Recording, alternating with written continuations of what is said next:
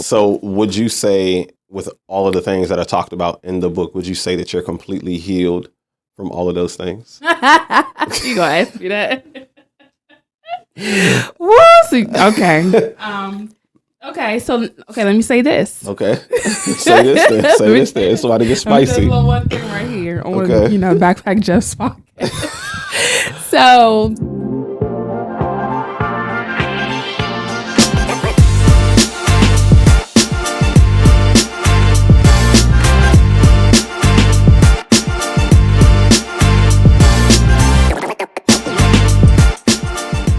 Welcome to In My Bag with Backpack Jeff, where we connect with ordinary people doing extraordinary things. And today, I got a very special guest here with me today, y'all.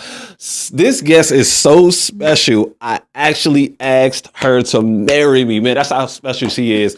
Ladies and gentlemen, without further ado, I know y'all been waiting for this one for a long time, but my boo, Anbria, for not too long, Childs. How you doing, baby? I'm doing wonderful. Thank you so much for having me.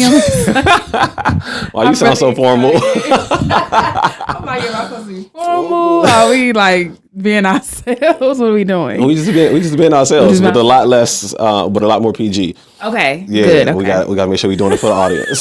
Okay, so I'm gonna try. Right. So to the people that don't know you, introduce yourself. Tell them a little bit about yourself. Tell them a little bit about the things that you do. Okay, so my name is Anbria Childs. I am a lot of things. Okay, so I work in the federal government, but I also do book coaching. I am an author. I am a playwright. I am a soon-to-be screenwriter because now I am taking a 6-month screenwriting course, and so I am headed into the screenwriting direction. So I do a lot of things, but basically, to sum it up, everything that I do involves writing. Okay. Did you talk about this down here, this thing? Oh, yes, I did say. I did mention I was an author. You did? You sure? I did say that. Okay. So I'm an author. So for those who didn't hear it again, I am an author. My first book was called Let Me Tell You Something, A Black Woman's Guide to Overcoming. And it just basically was about the different things that I had to overcome in my childhood, different traumas as far as low self-esteem, father issues, bad relationships, and the list goes on and on and on. But I talk about how I overcame those things and the steps that I did, that I took to overcome. Okay. Yes. I like it. Okay. So look, that's exactly where I want to start. Right. Okay. So let me tell you something. This is going to be the name of the podcast, y'all. Let me tell you something. This episode is going to be fire. So when you said, walk through us, why first and foremost you wanted to write the book in the first place. Like what was the inspiration in you that said, because before you and I met, you were already in the process of writing the book. What made you say, I'm actually going to finish this book and actually tell what's in the book? Wow, that's a good question. So I've always been a reader. Like I've always loved to read books. I've always that's always been a thing. My mom used to always buy me books when I was younger, and so I've always been a reader. And then I realized as I got older that I had a lot of things that I could write about, that other people could read about me. Like I had a something that somebody could read about me. I had things that were going on. Right. And I knew that I wanted to write a book because I do like to write, but I knew I wanted to write a book because I knew that there were other people who have gone through some of the similar things that I've gone through, but they feel like they're alone. So there are a lot of people who go through things, but they feel like there's nobody else who's gone through those things. So I knew that I had to write a book in order to help other people that look like me know that there is hope, that whatever you're going through is not the end right there. Like there is a mountain that you can go over. Right. You know, there is the what is it, the gold at the end of the rainbow. Yeah. There is another side to it. So I just want to brighten up people's lives to show them that there is another side. So there's another side. That's amazing. That's beautiful. And I read the book, and I think Did you? Oh, baby. I still ain't get my second copy though, but we ain't gonna talk about that on camera. I got you. I still ain't get my second copy, but we ain't gonna talk about that here. But so in writing the book, in the process of writing the book, what was the most challenging part to writing a book? Because I see And I hear a lot of people are authors, a lot of people want to write books and stuff like that, but it's really challenging to know how to write a book, how to format a book, how to typeset a book, how to get your cover and stuff like that. Like, how did you figure out and find out all of that stuff? Like, how did you find out what to do next? Because that's a whole process. It is. It really is a whole process. A lot of times people think that writing a book, is something that is like super, super easy. And for some people, it probably is. But for a majority of people, it's not easy. They say that 95% of people who start books don't finish their books. Wow. So they started, right? They start with an idea, but they never finish, or they'll write something, but they never finish. Right. And so I knew that when I first wanted to write this book, I wanted to write this book 2 years before I met Jeff. So it literally took me 2 years to get my life together, right? So the reason why it took me 2 years, for one, when you're writing a self-help book, and you're writing about the things that you've gone through, you have to have a level of transparency.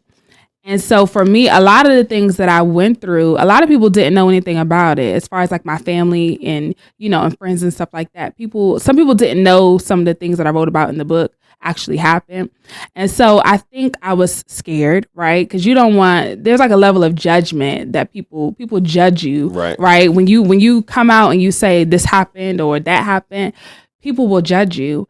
And so I really felt like, oh man, I really don't want people to judge me. Like if I say this at the book, although it's true, I don't want people to feel, some type of way or anything like that. And so that's really why it took me so long, because I wanted to be transparent and I knew that I had to be truthful, but I also didn't want that level of judgment. So if anybody's writing a self-help book and they're writing about things that has happened to them or anything like that, you have to first ask yourself, am I really ready, right?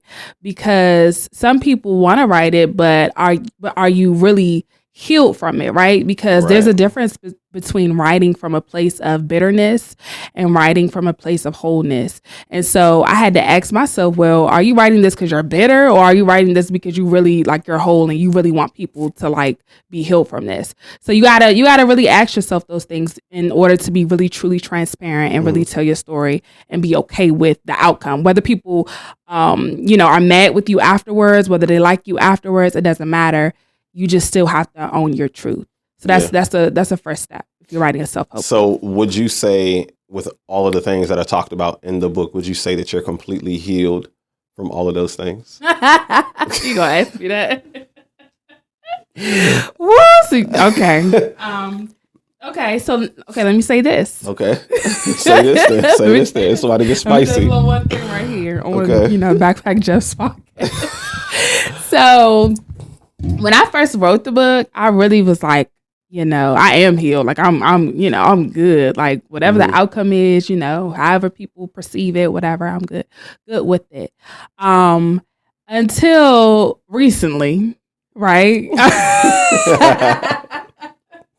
I realized that I was not 100% healed, right? And so since we on here, what happened recently, right? We being truthful. Come on, right? I'm just gonna be completely honest.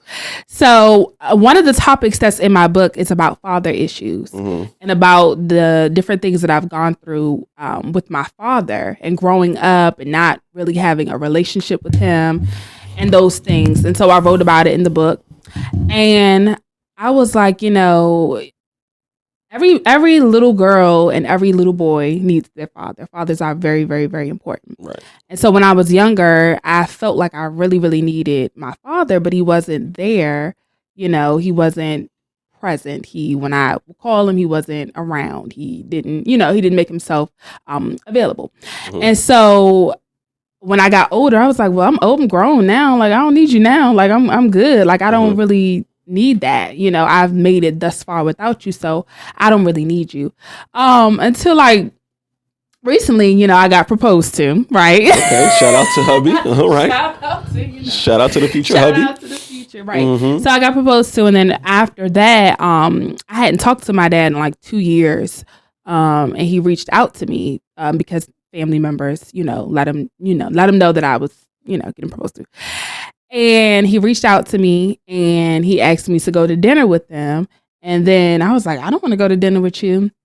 And like it sparked something deep down inside, that I was like, am I angry? Like, what's going on? Like, because the thing about it is when you're really healed from something, when you're really whole from something, the mention of somebody's name or when you see somebody that you haven't seen in a long time, it should not spark anger. Right. It should not spark this anxiety, this inside of you. And so I had to really do a self-check, and I'm like, girl, you angry. Something is still there, something that you haven't dealt with. And so when he asked me to go to dinner, my first response was like, no. But then after talking to, my future husband, he's like, well, you should probably sounds like a bright guy. Yeah, I think he's bright. He encouraged me to go to, you encouraged me, talking in third person, you encouraged me to go to dinner, and we went to dinner, and I felt anger then, but I was able to speak my piece sort of, kind of. Not, I didn't get everything out that I wanted to say, but I said some things, and we had a conversation. And so now it's still, a little rocky, but it's coming, together. So to answer your question, no, I was not completely healed when I thought I was. Right. And that's so interesting, because a lot of people think that they are healed from certain things, and like you just said, if it can still make you angry or begin any form of anxiety, that you're not over that thing, that you believe that you're over. Yeah. And I have someone in my life, we'll keep that person nameless, but who had that control over me when anytime I would even approach where they were, I would automatically feel that. And it wasn't until, recently, the last couple of years, to where I really started to kind of get over that, and I started to love myself more. I started to practice more healing within, as opposed to giving someone so much power and control over my emotions and how I felt. So kudos to you for moving in that direction, and I love to see that growth in you. I love to see that development in you. Absolutely, thank you. So when you're welcome, love. You wrote the book, you talked about some things, you healed from some things, you're in the process of healing from other things. When you finished with the book, you decided to go into coaching other authors, coaching other people. What made you say that this was something that I wanted to do, and something that you felt was like the next step for you? Absolutely. So for me, when I first wanted to decide that I wanted to write a book, I didn't really have any help. Like, a lot of the things that I learned, I researched on my own.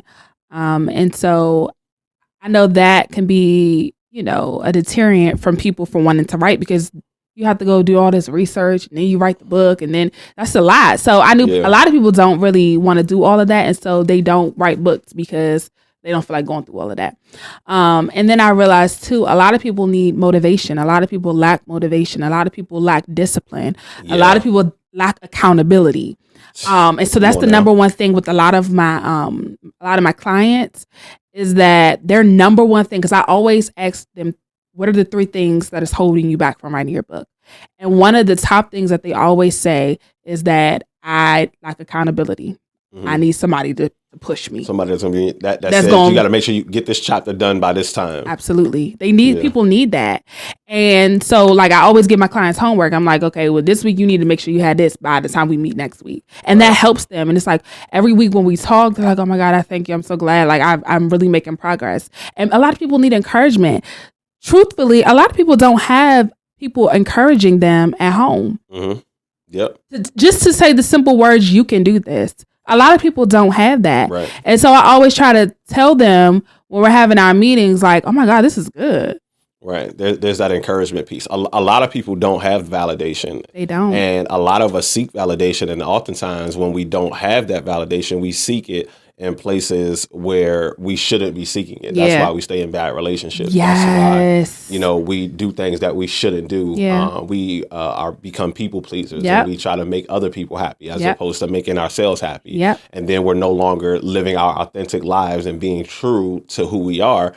And what we have to understand and realize is that your brand, the best way to build a brand is to be truthful and authentic. I had a coaching session today, and I was asked, why do you feel like you're getting all of these opportunities? And I said, it's because of three things. It's because of consistency, character, and humility.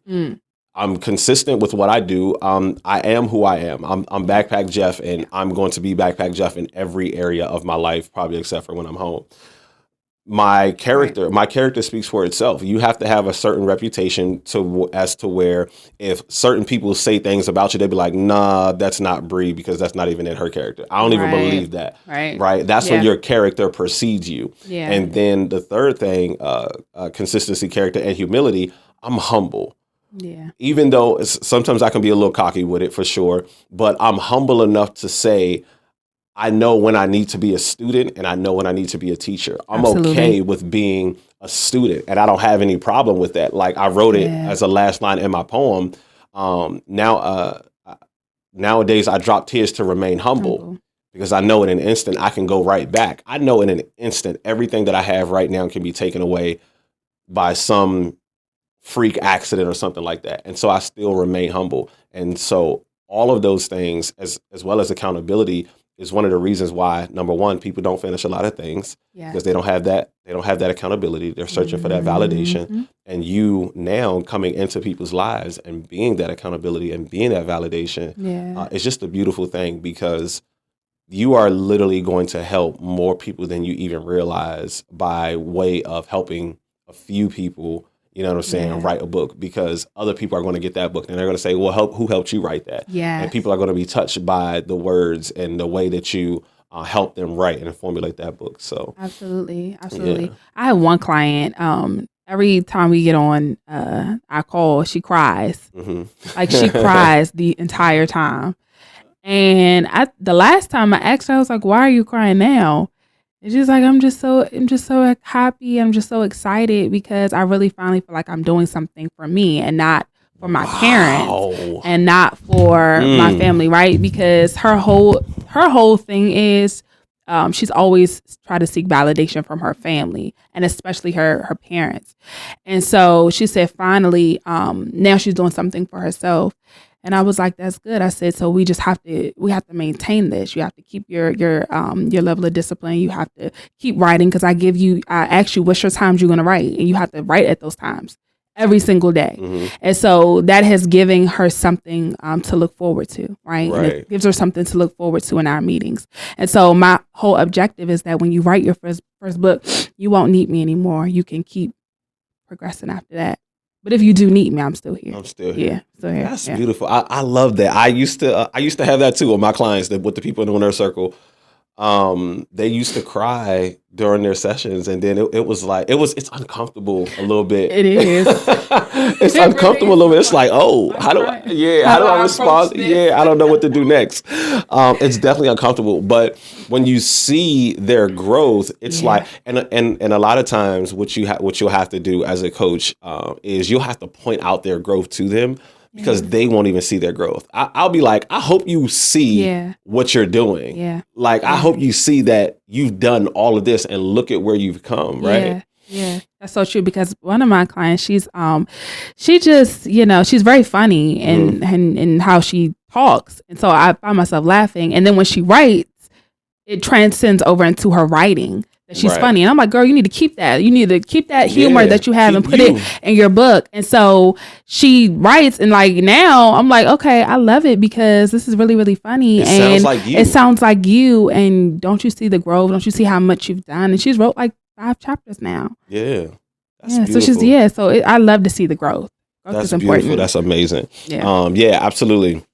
So book, where can we get the book? How much is the book?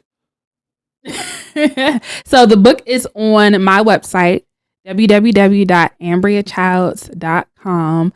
You just hit the shop tab. It's $14.99. But if you Well, I want people to get a discount from watching this podcast. You want people to get a discount? I You do. gotta put a discount code on the website. I do. So what we're gonna name it? We're gonna name it in my bag. In my bag. Yeah, okay. Discount code in my bag. So if you're watching this podcast, just go. I'm gonna make sure that I do this as soon as we get off of here. Mm-hmm. I'll do the discount and in my bag, and you'll get like what? I do like 25% off. 25% off. 25% off. So if you're watching this podcast, that's why you should share it with people and get that discount. You're welcome. Anbria Childs. So what you gonna do when you become Anbria Young? Are you gonna keep AnbriaChilds.com? Never mind. Am I gonna cheap? Never mind. We'll talk about that later. We'll talk about that later. I'm starting to add you on my emergency contact page. I was like, this feels interesting. Okay, so yeah. So we love the book, as you guys can see right here. Beautiful cover. Just amazing. I love the book. It's short and sweet and right to the point, and it really hits home. Yeah. I'm super proud of you for that book. I'm happy that I was able to, I guess, be a motivating factor in writing that book because I definitely wanted you to finish. I couldn't wait until you finished. I couldn't wait to read it. I couldn't wait just to see the level of support and the outpour of people. So congratulations to you. I'm super happy for you and super proud of you. Thank you so much. You have so much other stuff going on other than the book. You are a playwright as well. Yes. Talk to us about being a playwright. Like what is that like? Who are your inspirations, first and foremost? What is that like? Who are your inspirations? Oh my gosh. Okay, so I think out of everything that I write about, I think I love writing plays. I think the best, because I can actually it's like live and in my face. And right. So I love that. I started writing plays when I was younger. And then I started writing plays in church. And then I'm now writing plays for outside of the church, right? And so writing plays is just wonderful. A lot of my inspirations, me and my mom used to always go see Tyler Perry, all his plays at the Warner Theater in DC. Shout out to the Warner Theater in DC. We used to go there all the time. So I love. Mom, can you push that record button on this camera? The red button. Yeah, put it on it. Push it. Yeah, there you go. Push it on that one too.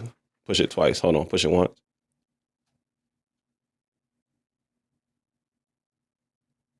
Okay, push it again. Hold on. Now push it again. There you go. All right, go ahead. So, Warner Theater, Tyler Perry. Warner Theater, Tyler Perry. I loved it because it was just something that I had never really seen before done. And so I loved him. I loved David E. Talbert. I loved Jacarius Johnson. His stage plays were wonderful. And it's so crazy because growing up, I never really saw women playwrights. Not like how I see the men, dominating that field. And so I think that's kind of what also pushed me into wanting to write plays as well. Yeah, okay. All right. I like it. So when obviously pandemic has stopped a lot of stuff, right? Yes. When can we expect something new? Do you have an idea of when we can expect something new? I know you have some stuff written already. Yeah. I'll be all in your business. Do you have anything? Well, I guess when can we expect something new?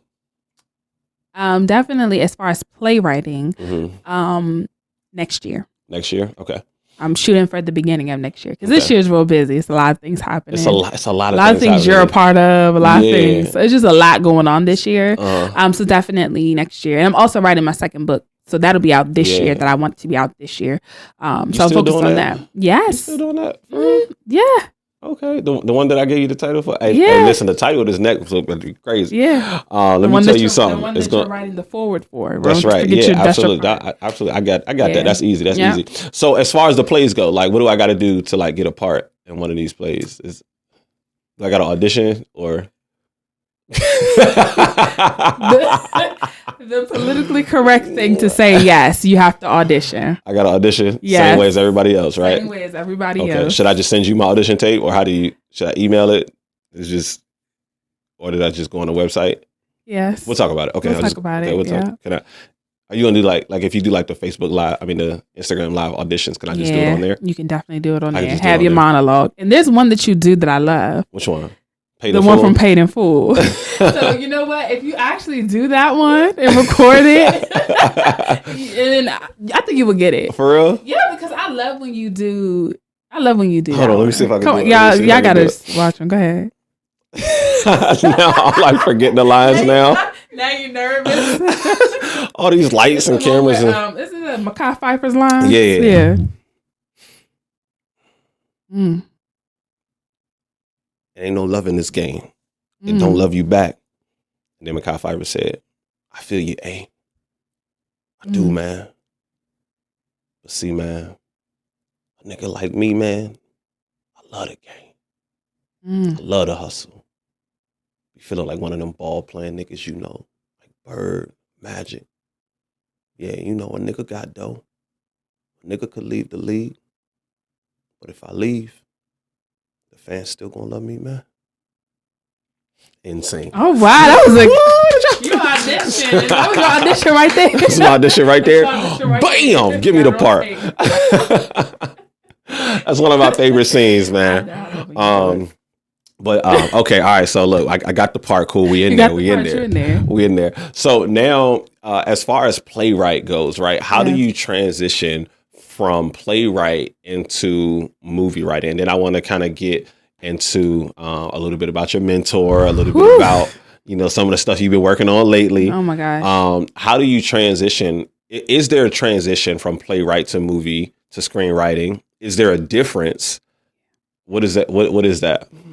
Oh yeah, it's definitely a difference. Playwriting for me has come easy, right? I love it. Like it just came easy to me. And I learned that on my own as well, right? Like watching other people, and just learning that way. But movie writing is a whole other. Y'all see these bags under my eyes? Movie writing is a whole other thing. Right. It's a whole other thing. There are so many steps because a lot of times people think that, okay, I'm just going to write a script. And here you go. Here's my script. And half the time that script is wrong from start to finish, right? Because there are several steps that you have to take before you get to writing a script. You have to know what your log line is, right? You got to know how to do a beat sheet. You got to know how to do a treatment. Then you get to your script. But before you can even get to your script, you got to go through all of those steps. And all of those steps gotta be perfect. Are hard. Yeah. It's so hard. I think we really take it for granted watching a movie. Yeah, we y'all we go to the movies and we see a movie and we like, oh yeah, after 2 hours, okay, that was good, and we walk out. But y'all don't know the hours. First of all, starting with the writer, y'all don't know the hours it takes to even write that movie. And then, I mean, I don't want to get ahead, but then going into production and then y'all filming it, that's a whole nother. It is. It's just a whole lot. I remember I was a star for like 8 hours. It took us 8 hours to film a 45-minute commercial, 45-second commercial. Yeah. 8 hours to record a 45-second commercial. There was like 3 different scenes, 3 different places that we were at. Yeah. And it took us forever. Like, and then it was a basketball commercial. So like I had to get the dribble right and stuff like that. And I was like, dunk it again. Then they had to put baby powder on the rim. So when I dunked it, it like that, stuff like that. It's gotta be perfect and continuity. Absolutely. It was a shout out to my baby. He was in a movie a couple weeks ago. You know, go boo boo. Was I? Yes, remember he was outside. Oh yeah, I was in a movie. Yeah, I was and I am in a movie. I'm sorry, I be doing so much stuff. You know, it's hard to keep up. Yeah, I'm in the intro of a movie. I can't remember what the movie is called, but I just be doing stuff, y'all. You do, and you wake up and somebody say, "You want to be in this?" Oh yeah, I'll be in it. And forget about it the next day. Literally just forget about it. So so there is a difference between screenwriting and playwriting. We obviously are aware of that now. Yes, huge difference. What made you say that screenwriting was next for me? Honestly, I never thought that. So it's crazy. I was in school in college to be an actress. I went to the American Musical and Dramatic Academy in New York City. I wanted to be an actress really, really bad, like when I was younger. But then when I got in school, the school was predominantly white, and it was like 7 of us Black girls, and that had been the most Black women that had ever been in the school in one class in the history of the school. Wow. So we all, being there, we had to learn scenes, we had to learn plays, we had to learn a lot of different things. And so I remember our graduating scene that we had to do, they gave us the option to choose our scene. And I can't remember what the scene was that we chose, but I remember the scene was when after we told them what we wanted to do, they said, no, we want you guys to do For Color Girls. Now, For Color Girls is a great script. It was a great movie. It's a great everything. But the fact that they thought that For Color Girls was the only thing that we could do for our graduating scene really made me upset deep down inside. And I'm like, well, I think that people think that Black people can only do little things or do small things, or we don't have the capability to do great things. And so that kind of took away like my love for acting and put it into wanting to actually write and be the creator and write and these change things and give people opportunities. Yeah, and give people opportunities to be in things other than For Color Girls. Yeah. Not that that's not a great play, but we can do more than that. Yeah. I definitely agree with you, and that's how you make that change is being a part of the action. Absolutely. I remember there was a particular scene that you did in one of your favorite movies. There was a particular scene that you did in one of your favorite movies. So y'all can go after this. Can you talk to it? Can you talk to us about this scene and what movie this was? As soon as I seen it one time and then she deleted it.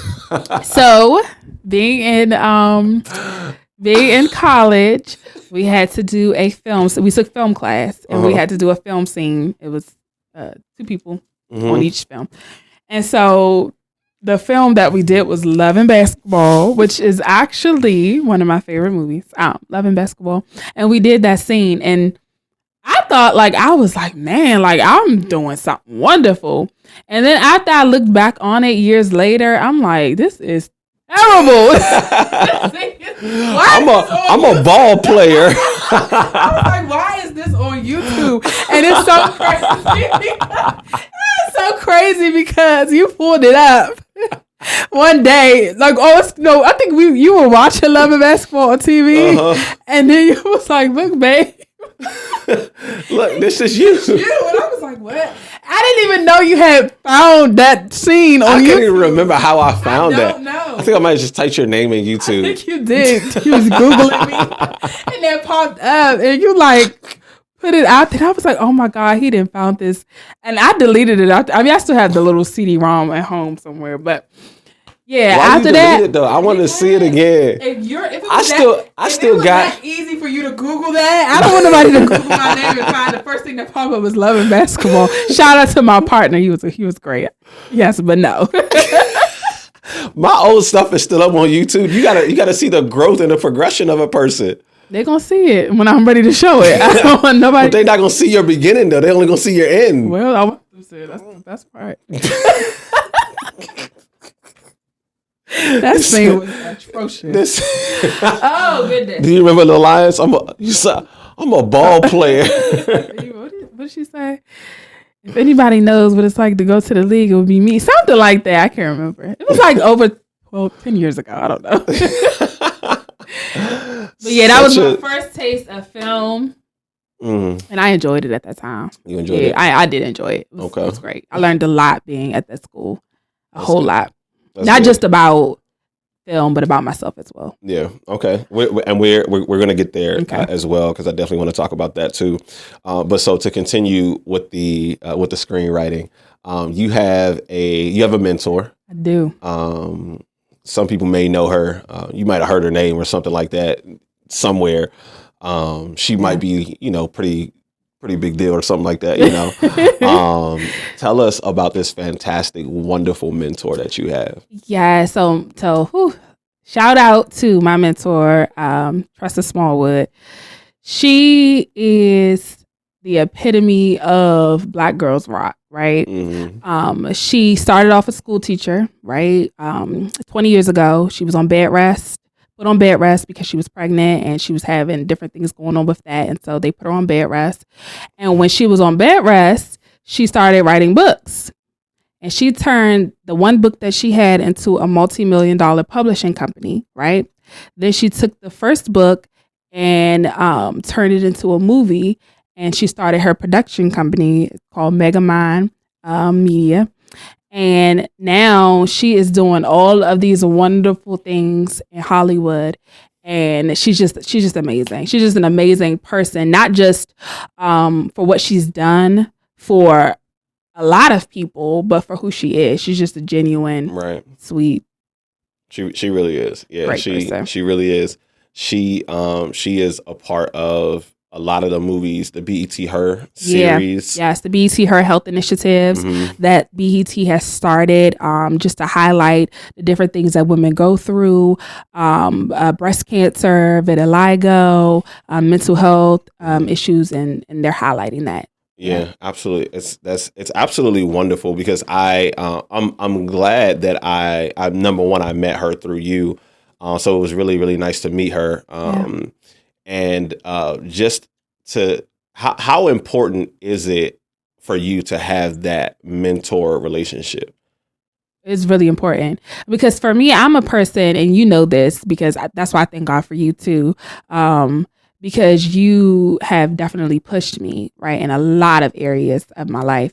And so when it comes to writing, screenwriting, and movies, and being an author and things like that, she has definitely pushed me. I joined her mentor program 2 years ago, and she definitely gave me a lot of tips and tricks and different things about how to write a book and to be more confident and what you're writing. And she's definitely been a good accountability partner. And then now I'm in her mentee program for screenwriting, and it has been amazing. She's like literally gives us a PhD in how to write movies. And so she's just absolutely, absolutely amazing. And yeah, I definitely would not be writing movies if it was not for her.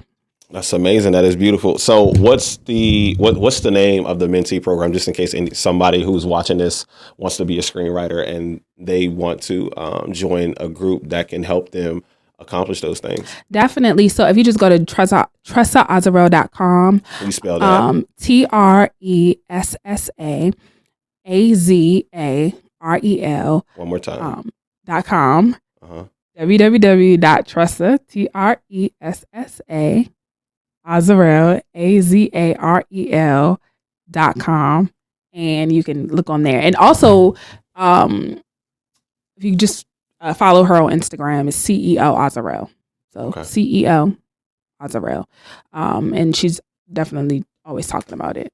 Yeah, she's amazing. She is. She absolutely is. So over the past couple of weeks, you have been working with Tressa on set. Talk to us about some of the people that you were working with and got an opportunity to meet over the last couple of days, and then what you all were working on, if you can talk about it. Absolutely. Okay. I could just say a little something. So right now she's filming the BET Health initiatives.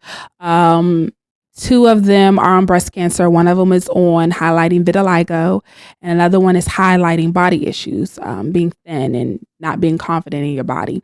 And so those are the 4 initiatives, and they're all being directed by Megan Good, Tashina Arnold, Lisa Ray, and Natoy Naughton. Those are all the directors, and some of them, this is their first time directing. So that has been amazing just to see them, because a lot of people think that when you see somebody, it's like, oh, they have it, like they know exactly what but they were learning just like the rest of us. And so that looked amazing to see. And so basically just helping out on set, getting the experience. And that's what I love about her. She's always wanting us to get experience and to see things and to be inspired, so that we can keep going. Yeah, absolutely. It's important to make sure that you get that experience. That's one of the reasons why I talk a lot about doing stuff for free. Yes. We don't have to go down that road. We'll go down that road a little bit later. But so what's next for Bree in regards to screenwriting? So right now I am like 40 pages into my script. So I did all the other preliminary stuff that the stuff that you just got to go through to get to that part. And so now I'm writing that process. The process. It really, really is. So that's why you also have to, if you want to be a screenwriter, you have to love it, because it's not just about going to a red carpet and seeing your movie on screen. Like, you have to actually love the process, because it is a process. But right now I'm writing my script. And every time we have our class, we're finalizing it and we're looking at it. And so hopefully within next year, the next 2 years, you will see something of mine on TV. Definitely gonna see it. So I know I can audition to be an actor in a screenplay, but what if I want to be like a character? I mean, in the play, but what if I want to be one in like the screen, the movie? In a movie, right? You, baby, or you talking about other people? No, me. I want to I want to be like a star in a movie. Okay, man, I'm gonna write that for you. Okay, you gonna write my role? Yeah, okay. I already told you that when I was writing something for you. That remember I told you that? Yeah. But you know how you compartmentalize things. So what we gonna do is we gonna move on. I told you I was writing something for you, so you. Yeah. No, we're gonna make that happen. We're gonna make that happen. You definitely did. All right, so. Talk to us as we begin to wrap up here, right? Mm-hmm.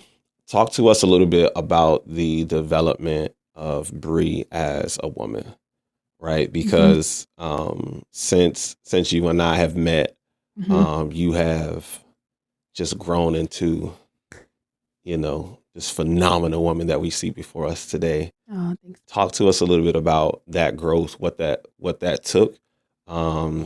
And why and why take that step?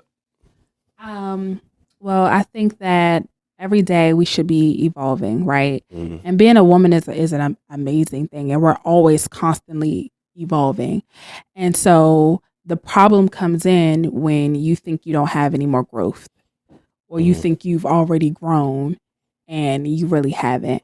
And so for me, I didn't even realize that I needed to grow. Right? Because when you hang around certain people, when you're used to certain things, you're used to certain environments, you get comfortable, you get complacent, and you think that this is all life is. And so that's where I was. I was comfortable, complacent. I thought this is where life was, and this was just going to be the end of it. And this is just, Right. But deep down inside, I was never fulfilled. Mm-hmm. Nothing ever fulfilled me. And I was like, one day I woke up and I was like, this can't be the end. This can't be the end for me, because this just not it. And so when I met you, right, you were always from the day that I met you, always consistent. You were always ambitious, right? You always were self-disciplined. Because I was like, well, how can he get up and like just do all of these wonderful things and just be so like hungry for success and hungry for life and hungry for a better, circumstance. And so I realized like you weren't complacent, and I was. And so a lot of the conversations that I was having with people were low-level conversations, right? And so when I say low-level conversations, I mean if every time you talk to somebody, you just gossiping with them, that's all you're talking about. Y'all not talking about your purpose. You're not talking about your goals. You're not talking about anything that, can help you grow. And then actually putting work into it. And then coming back and having and furthering the conversation. The conversation never ends. The conversation never ends. If all you can talk about is this person, is that person, they did, then it's hard for you to grow, right? And so for me, I got tired of saying every single year, this is going to be my year. I'm going to write this book. I'm going to do all these things. Every year was my year, and every year came. And by the time June came, I'm like, dang, well, next year going to be my year. Right. And it never was. It's crazy that only halfway through the year, you're already preparing for next year. Yeah. When you still got 6 months. Still got 6 months, but these months right here, they kind of being taken up. So you got to prepare. Right. You have to prepare for next year. That has to be your mindset. Like you always have to be constantly preparing and steps ahead for your life. And so that's where I'm in. That's where my growth process came in. Tired of being complacent. Tired of saying what I was gonna do and not doing it. And then it's hard to be in relationship relationships with people, and me being in a relationship with you, it's hard to not want to be focused. Like, how can you get around people and not be inspired to change? Right. And I think too that comes from me being around you, and then also being in the rooms that Tressa provides is about being around other people who want to grow. Yeah.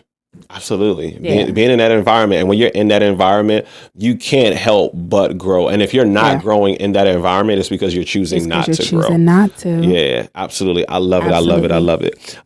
So thank you. Oh, that's it. Thank you. I was so nervous, y'all. Thank you. I appreciate you. You did it. You made it through. Made it through. What are some last encouraging words that you would be able to leave for the people? Stop playing small, right? We are not meant to be on this earth to dim our light and to be small. We all have big dreams, big visions, and we should be able to go after them. Yeah. Right? Without any restraint and without holding ourselves back. Don't be your own hold up. Yeah, absolutely. I love it. Well, y'all heard it here first. And before we wrap up, as they say, I finally get to say this. We got to pay some bills, y'all. We got to pay some bills. All right, here we go. This episode of In My Bag with Backpack Jeff is brought to you by the Winner's Circle, y'all. It's the Winner's Circle. It is a community of entrepreneurs that gathers once a week on virtual as well as in person. We are actually moving to increase those days, but it's entrepreneurs, like-minded people, people who are interested in growing. Like she just talked about, getting in those different circles. Absolutely. It's how you grow. So if you all want to be a part of the Winner's Circle, if you want to be a part of the Winner's Circle, it's a free trial. We're giving you a free trial. You can try it out for a week. If you don't like it, you can leave. If you like it, you can stay. You can talk to us. Go to backpackjeff.com. Go to backpackjeff.com, go to coaching, book your initial consultation. Let's set it up. Let's talk about your goals and let's get you in your bag. I definitely want to see everybody win. This has been another episode of In My Bag with Backpack Jeff. And if you don't know the motto is always stay in your bag so you never got to chase a bag.